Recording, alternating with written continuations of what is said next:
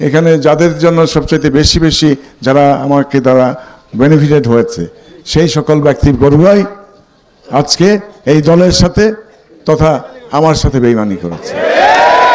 তো আমাদের তো কোনো স্পট নাই রে ভাই, এত কিছু হলো, এত লোকের ধরপাকড় করলো, এই করলো। তো আমাদেরকে তো এই আর্থিক কেলেঙ্কারির জন্য আমাদের অনেক মন্ত্রিসভার অনেক মন্ত্রী আছে যারা অত্যন্ত নিরীহ এবং যারা এই দুর্নীতি নামের বিষয়ের সঙ্গে তারা পরিচিত নন, ঠিক আছে। তার মধ্যে আমি একেবারেই পিছনের সারির একজন, ঠিক আছে।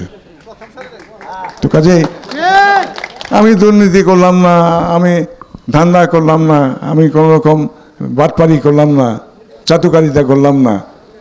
হ্যাঁ, আমি আল্লাহ বিশ্বাস করি, তাই না?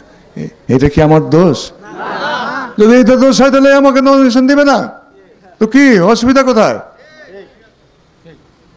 তা আমি তো সবসময়ই বলেছি যে এই মনোনয়নের জন্য বা এই এমপি মন্ত্রী হওয়ার জন্য আমি লালায়িত না,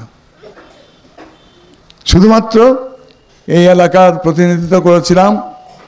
সেই কারণে এই এলাকার মানুষের সাথে আমার একটা বন্ধন, এই আত্মার যে বন্ধন, এই বন্ধন থেকে আমি সরতে পারি নাই। না হলে আমার তো এখানে থাকারই কথা না।